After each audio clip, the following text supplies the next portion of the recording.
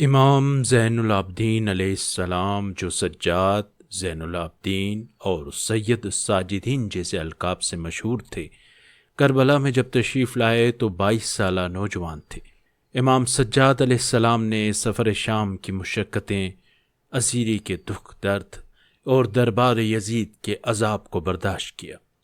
اور اپنی عمر شریف کے آخری ایام تک کربلا اور کوفہ و شام کی مصائب کو یاد کرتے تھے اور گریہ فرماتے رہتے تھے۔ روایت ہے کہ مدینہ میں ایک باطل گو مسخرہ رہتا تھا جو اپنے مذاق کے ذریعے لوگوں کو ہنسایا کرتا تھا۔ اس نے ایک روز کہا، علی بن حسین علیہ السلام نے مجھے تھکا کر رکھ دیا ہے اور میں عاجز آ گیا ہوں، کیونکہ میں نے جتنی بھی کوشش کی انہیں نہ ہنسا سکا۔ امام زین العابدین علیہ السلام دسترخوان پر تشریف فرما تھے کہ عبید اللہ بن زیاد ملعون کا سر آپ کی خدمت میں پیش کیا گیا، جسے دیکھتے ہی امام سجاد علیہ السلام نے فرمایا،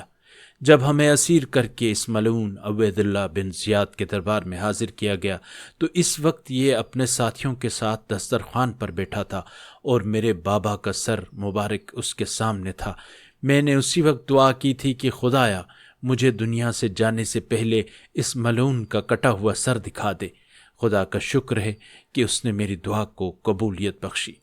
اس کے بعد ملعون کے سر کو وہاں سے دور کرا دیا اور اپنے سر کو سجدہ معبود میں رکھ دیا اور فرمایا، حمد ہے اس خدا کی جس نے میری دعا کو قبول کیا اور ہمارے خون ناحق کا دشمن سے بدلہ لیا۔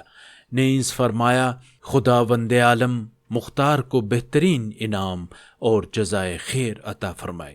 امام سجاد علیہ السلام محرم الحرام میں 57 سال کی عمر میں اموی بادشاہ عبد الملک بن مروان کے حکم پر اس کے ایک بیٹے کے ہاتھوں مسموم ہوئے اور بستر شہادت پر لیٹ گئے۔ امام علیہ السلام نے بیماری کے عالم میں اپنی اولاد کو جمع کیا اور اپنے فرزند محمد بن علی کہ وہ بھی کربلا کی مصیبتوں میں موجود تھے جبکہ اس وقت آپ کی عمر صرف 4 سال تھی، کو اپنا وصی مقرر کیا اور انہیں باقر نام دیا، اور اپنی دیگر اولاد کی ذمہ داری آپ کے سپرد کی اور انہیں نصیحت و وصیت کی۔ اس کے بعد امام باقر علیہ السلام کو اپنے سینے سے لگایا اور فرمایا، میں تمہیں وہی نصیحت کرتا ہوں جو میرے بابا نے مجھے اپنی شہادت کے دن وصیت کی تھی اور کہا تھا کہ انہیں ان کے والد نے وصیت کی تھی اپنی شہادت کے وقت، اور وہ یہ ہے کہ ہرگز اس شخص پر ظلم مت کرنا جس کا خدا کے علاوہ کوئی یار و مددگار نہ ہو۔ امام علیہ السلام کی شہادت واقع ہوئی تو پورا مدینہ امام علیہ السلام کی سوگ میں عزادار ہو گیا۔ مرد و زن، گورا کالا، چھوٹا بڑا، سب امام کے غم میں گریاں تھے اور زمین و آسمان سے غم کے آثار نمایاں تھے،